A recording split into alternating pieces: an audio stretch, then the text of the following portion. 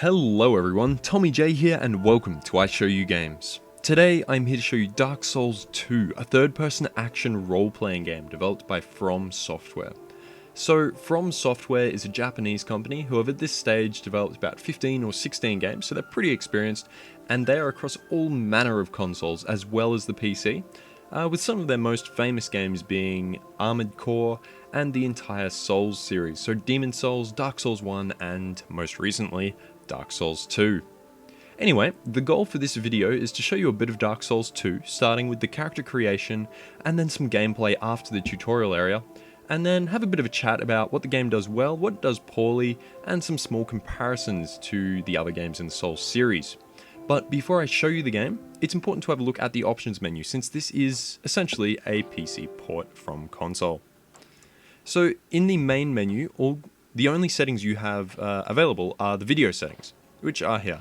So you've got your full screen, and you've got resolution, and then auto detect best settings. Unfortunately, there is no full screen windowed mode, but yeah, what you gonna do? A lot of games don't include that, unfortunately. But as far as the graphics quality settings go, it's good. It's good. Some may not be as detailed as you like. For example, anti-aliasing is only on or off. There's no other things, but there are presets, which is great. So yeah, it's much better than Dark Souls 1, for example. So it's good that they've taken that improvement. Now, you can navigate the menu using purely your mouse. I haven't used the keys at all, which is really nice. And while there are Xbox prompts based on the controls, say you right click to go back or set things to their default, yeah, you can just left click on that. And it's really nice. Keep current settings, why not? Alrighty, so let's get into it. Now, I will be skipping all cinematics, just because I don't want to spoil anything for you if you plan on getting the game. So, yeah, let's get right into it. This is Dark Souls 2, and as you may notice, the graphics have been stepped up a bit, which is quite nice. Character models are a bit better, so if I just take a quick look at my guy, looks a little more impressive, and the undead has much more of a green look to it than it used to, whereas it used to kind of be, it'd be normal color, just undead. So, this is just the start of the game, literally start a new game, and once I get to here, the character creation begins. And again, just skipping all cinematics. So, try to recall your name. Well, my name is Tommy J. Bam. Am I sure? Yes, I am sure. Now, onto the actual creation itself, and they have stepped it up a little bit. You pretty much have all the basic stuff that you had before, so you can pick your class, which is essentially just choosing what gear you start with, as well as what stats you start with. So if I change things, you'll notice that the swordsman, for example, has very low health, but very high dexterity. I think that's dexterity. Let's go with something basic. Let's go with the warrior. Just keep it nice and simple. And you also have your gift, as you have in the last couple of games too. So just things that will increase your, say, HP, or a whole bunch of consumables. So healing you, sending you back to your latest bonfire, or for example, the petrified something. And I love that the games always have this little mystery item that you don't know what it does, and it may be of use, and it may be completely useless. Who knows? But let's go with that. Now, onto the body. So you can change genders. Won't be as obvious because it's wearing a full set of armor. And you can change the build of your character. So you can be a fatty if you want. You can be skinny. You can be whatever you want. Let's just go with average. And then you have physique. So normal or muscly. Let's go muscly. It's a tough world out there. So you also have just some presets for things. So presets for your homeland, which changes what you look like. Then your hair. So a whole bunch of presets. There aren't a ridiculous amount, but as far as a game like this goes, you are wearing armor most of the time, so you'll probably be fine. There is just this color palette, as well as these sliders to adjust it accordingly. You can change hair color, eyebrow shape, eye color. Let's make the eyes something creepy. I like this one. You can put a beard on your character. Beard color. Let's just make it something similar to the hair. You can put a tattoo on your face. Tattoo color, so let's make it barely visible. little cool dragon there.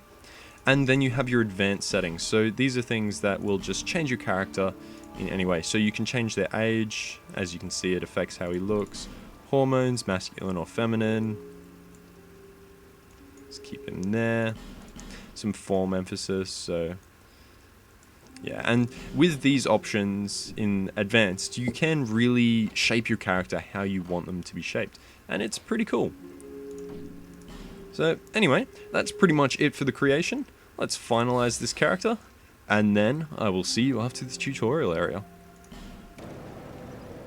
Alrighty, so here we are in the first town, Majula, and at the bonfire in it. So if you've never played any of the Souls games before, what a bonfire is it's kind of like a checkpoint. You rest at it. In past games, you were able to level up at it, and you can do some other stuff like attune your spells. Now, for veterans of the series, you may notice that level up is no longer here. And that's because you can no longer level up at any bonfire in the game. To level up, you need to go to this woman down here. Bearer of the curse. Seek souls. Larger, more powerful souls. Seek the king. That is the only way. Lest this land swallow you whole, as it has so many others. Alrighty, so the Emerald Herald, her purpose is to level you up and upgrade your Estus Flask. So if I go to level up, it's the same as it has been in every other game, where you literally just spend a certain amount of souls. This is how many it costs, this is how many I have, and you can level up each point, and it tells you what you'll get out of it, as well as, yeah, how much it costs, what it gives you. So, yeah, unfortunately don't have enough souls to do a level right now, but that's alright. Now, the other thing the Emerald Herald does is upgrade your Estus Flask, because the Estus Flask has changed a little. If you look at my items right now, so my equipment, you'll notice I have one Estus Flask, just a single one. And if you're returning from Dark Souls 1, you might be like, wait, but you start with 5 in that game. This game's going to be much harder if you, can't heal as often, and semi-true. But you do have these other things that I just picked up called Life Gems. Now what Life Gems are is they're limited items, they're on use, you can buy them from some merchants, and they pretty much heal you like an Estus Flask would, but of course you have no way of regenerating them, because with an Estus Flask, you drink it, it uses the charge, but when you return to a bonfire, it refills it for you. So yeah, a Life Gem is just a temporary Estus. But you can upgrade your Estus Flask, and this is just a thing I found earlier, but say for example, this right here, you might look at it, it may not look like anything, but you hit that, hit it in, body comes up, and you can loot that body, and that gives you an Estus Flask shard. So if I go back to the Emerald Herald, I'll actually be able to upgrade my Estus Flask, and I will now have, I believe, 2 charges once I get there. Apparently my warrior, he is not the best at running. Bearer. So let's skip what she has to say and upgrade the Estus Flask. Now, apparently, I did a little bit of research, and apparently before the first boss, you can get 4 or 5 Estus Flasks. Conflicting things happening. But yeah, so 4 or 5. So you will get up to that amount that you might be used to. But with the Life Gems as well, as long as you're not just using them whenever you get hurt as opposed to your Estus, you should have enough to help you through that until you get a decent amount. Anyway, this is the main city. Now, something that is part of the Souls games is obviously the freedom to go wherever you want. And early on in this game at least, it's quite lacking. That direction up there is where we've come from, and there is one extra passage up there which is blocked. Over here, in that wall over there, just in front of me, there's another passageway. Again, it's a dead end, and it's blocked until another stage of the game. There's this big hole here, which, if you jump down, you die. Trust me, I tried. Without an item, which reduces falling damage. So, yeah, you only have one way to go, which is down here. And to veterans of the Souls games, that may not be the best thing. Although, apparently, later in the game, the areas open up because, yeah, just open up. Anyway, something else Dark Souls is known for is its amazing view. Gorgeous view, as this message says. And I tell you what, this game has some great ones. This one here. And also, the game is known for, quite often you can see areas you can venture to eventually. So that castle up there, I imagine at some stage in the game you'll be able to go there and you'll be able to look up on those walls at this exact spot and you'll see the spot. And yeah, just the game graphically is quite impressive, especially considering it's a PC port. Now, this stone here is interesting because it tracks the number of deaths worldwide. So that is what? 14, almost 15 million deaths worldwide since this game launched 2 days ago. On PC at least. So, it's incredible. That is a lot of dying. A lot of people playing. Anyway, let's get into some actual gameplay. So, this is the only path I have to follow. So, a quick look at some hints. Treasure. Try right in short chest ahead. Alright, so instead of walking forward, if I turn right, here's a secret. And now, that message was left by another player. I can write my own message if I want. And yeah, it's a little hint, so I used that one, so why not rate it? Bam. And it has a lot of ratings. It had 104, and what that means is someone found it useful, so they rated it. They essentially liked it. It's like a Facebook like, if you're into that kind of thing. Anyway, going forward. Yeah, so the game has obviously changed a lot, as you may have noticed. And another pretty major change is that when you die, you lose maximum health. Now, it's not in the way you think. Like, you don't lose it permanently, but you do lose it until you use a certain item. What's that? A little chest. Let's walk down there. So every time you die, you lose 5% of your maximum health. So if I were to die right now, actually I think because I'm human it wouldn't, but if I were to die when I'm not human, I would lose 5% maximum health. So I can't possibly go above 95% of my maximum health. And this will continue to happen until you have 50%. So 10 deaths and your health is halved and can't go above that half. Which, in a game about dying, may seem quite detrimental just because you die. Like in Dark Souls, you die and you learn from your mistakes, but yeah, it is expected that you will die. This is a bit of an odd choice. Anyway, first bonfire, first little checkpoint.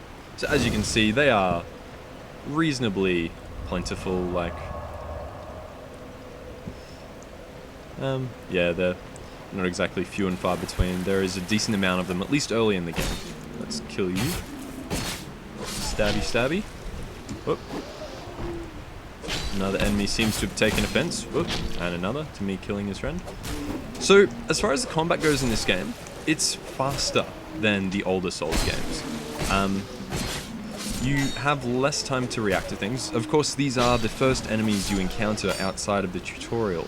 So, they're not incredibly fast, incredibly strong, or anything like that. Like, I got hit twice then, and my health is pretty fine. There's one there. Let's try and avoid Archer by fighting him down here.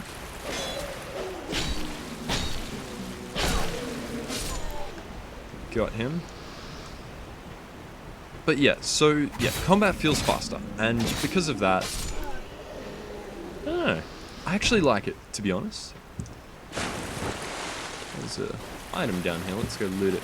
Something I have noticed though, lost soul, whoop, is enemies seem to pretend to be dead. Reminiscent of like those old shooting games where you'd walk past an enemy and they'd be lying on the ground and be like, oh yeah, there's nothing there, and then all of a sudden they pop up and attack you. So yeah, it reminds me a bit of that. Now let's use a flask because I am a little low on health. And it regens it. And let's go up here. So obviously the combat mechanics as a basis are still the same. You have your dodging, like that, you're rolling. You have parrying, which I will attempt to show you in a sec. And you have blocking if you have a shield. So if you can get behind enemies, you will do your critical hits on them.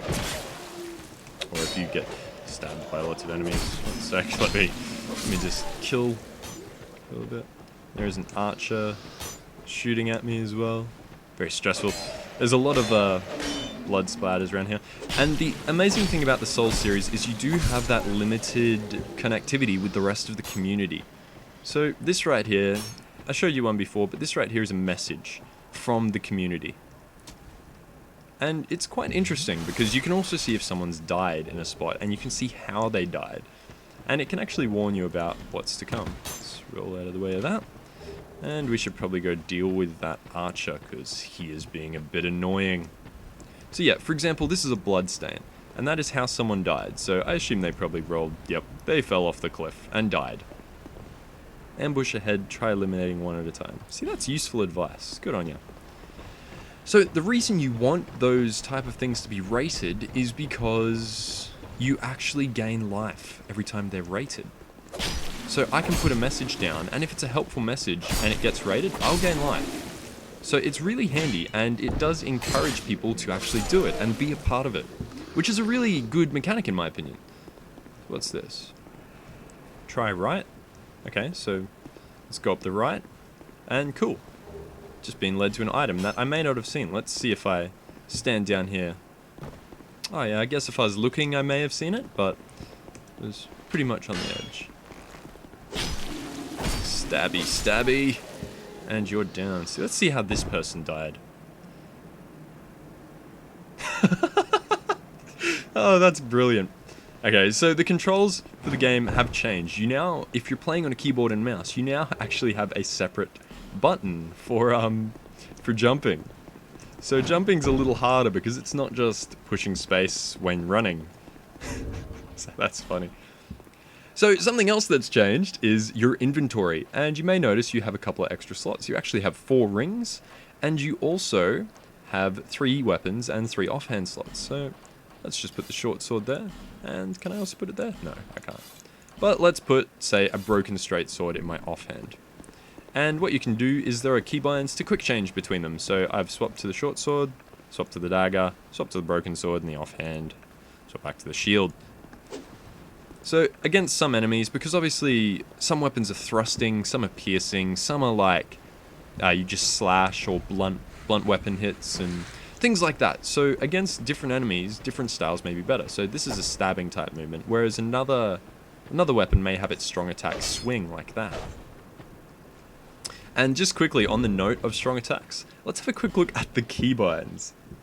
So they are fully rebindable, and I'm playing on a keyboard and mouse, as you can see. But they're fully rebindable, which is brilliant, because you literally set it to what you want. So I really didn't like the default controls. The default control is to attack with your right hand, right click, strong attack with your right hand, double right click, and attack with your left hand, left click, strong attack with your left hand, double left click. And I rebound it to what it is in Dark Souls 1. So shift is my left hand attack, tab is my strong left hand attack, and then left and right click on my right hand. But this does introduce one problem, which is you may notice here, something can be bound to double right or double left clicking. So let's take, for example, I'm standing here. This is my right click, but if I double right click, it's not bound to anything. So you may be able to hear me double right clicking right now. It's not bound to anything. And what that means is if in the heat of battle, say I'm panicking and I double left click to try and swing, it doesn't swing. Or if you have your controls as default, you may double right click just because you're panicking and you want to get in 2 attacks with your right hand, and you may accidentally do a strong attack. So there is that little bit of potential problem there. Beware of right by the way enemy. Alright, that's a little confusingly worded. What's this one? Be wary of right. Okay, much easier. And there's an enemy right there on the right. I really like that degree of interactivity. So that guy looks... See, something I've learned about... There we go. Something I've learned about this game is if you see an enemy in the distance, chances are they're just trying to bait you. And there'll be more enemies between you and them, and it'll be an ambush. See, if I'd walked up to here, he would probably engage me from the sound created by them attacking me. So that would not be at all pleasant, because then you've got 3 guys, 2 behind you, 1 in front, and obviously blocking and dodging are big things. Stab you. So, what else is there? Well, aside from the health changes, and the gem changes, there really isn't that much. Like, the linearity is affected a little bit, and your flask, of course, is affected a little bit. Combat's a bit faster, but the game remains true to the Souls name. It's hard. It's really quite hard. Ooh. That guy had fire bombs. Okay, let's try and lure this archer down the stairs. Oh, got another one. Didn't even know he was there. Yeah, come on down. So now I can kill him without getting killed by fire bombs up there. And you know what? Let's use a life gem just to get a little bit of health back. So as you can see, it's nowhere near as fast as an Estus flask. So yeah, you may not be wanting to use them in combat. So let's stabby you. And there's an enemy over there. Stabby this enemy too. So let's see if I can get a parry with this guy just to show you what they're like. Oops, that's a big attack. Come on, let me... Nah, too early. Parrying is all about timing, and the window for parrying and blocking has decreased dramatically. Like, it's very small in comparison, so it is much harder. And because of that, the combat actually feels more fluid, I think. Let's just kill you and move on. So if you're careful and if you take your time, the game can be quite easy. But if you start rushing ahead, it can be problematic. Alrighty. So what's around here? An urn and an enemy. Stab you before you can stab me. It's always the best way to do it. Prevention's better than the cure.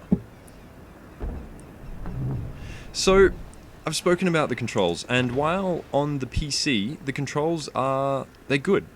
They do feel good. In Dark Souls 1, you needed to download a fix for controls to feel good. But in Dark Souls 2, you feel fine without it. You feel like you are in control, and it feels smooth. And I'm impressed by that. I'm very impressed by that. So, yeah, it's fine. However, because of those problems with things like the double right clicking and the double left clicking, you may still be better off using a controller if you have one available, of course. But yeah, if you don't, you'll be able to just play with your keyboard and mouse. So, something interesting I had noticed earlier, because I have done this bit before, is this door here. I was like, I couldn't figure out how to get through it, and I thought there was a key, and I went looking everywhere for a key and could never find it. And I was like, wait a second, it's wood. It's like semi-broken. You can just break it down. Something interesting, I think. Something that's changed a bit with the game. So, last time, I got an Estus flask, because I'm fairly sure you can get a shard up here. That's an enemy, he's hiding. Come on, can I hit you? There we go. Last time... Ooh. Last time I got an Estus flask shard, it was in a semi-hidden area. So, this is, in my opinion, again, a semi-secret kind of area. Like, you need to do that little extra thing. You need to take that little extra step. To get what was here. Now let's see, is there anything here? Here is a chest. Is this what has it? Yes, see, Estus flask shard. So I am currently up to 3 Estus flask once I go back to upgrade it. So, oh, and there's an item here.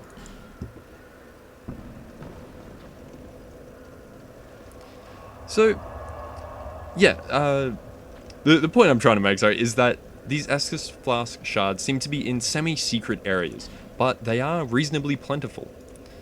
And another thing that's been added that wasn't in the previous Souls games is this travel. Now, it actually was in the previous Soul games, but you did need to get up to a point that was pretty much almost halfway through the game, I believe, to unlock it. So you can do it from the start now, which is quite handy, and it makes the fact that you can only level up through using the Herald here. Let me see it.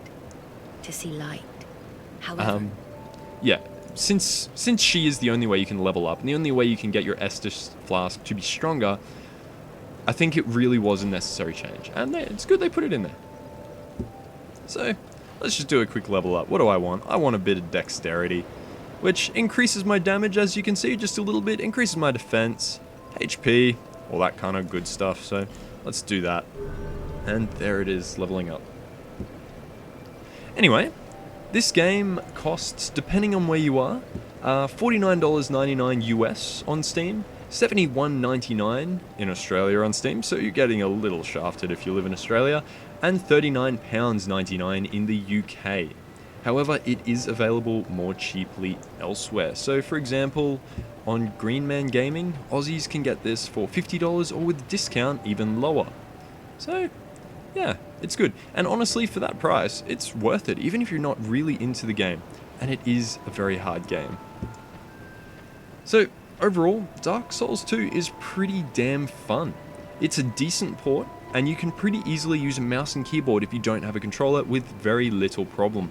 However, the prompts during the tutorial and in the menus here, so if I just go to my menu, it's all Xbox controls. But since you do have that control with the mouse, you don't even need to use the Xbox binds most of the time. The graphics are good, and they are better than I was expecting with a console port, to be honest. I mean, just look at that view, look at that distance. Looks incredible. And while some of the textures are a bit average, I think as a whole, it looks pretty damn good. The game also runs very well on PC. It runs at 60 FPS and isn't really strenuous on your system. I mean, my computer's pretty good. It's not a super amazing desktop or anything like that, but yeah, 60 FPS on the highest graphics, and it looks good. The combat feels faster than the previous Souls games, and the game is still hard, which for a fan of the series is pretty important. Anyway guys, this has been Tommy J with I Show You Dark Souls 2. Thanks for watching and have a good one.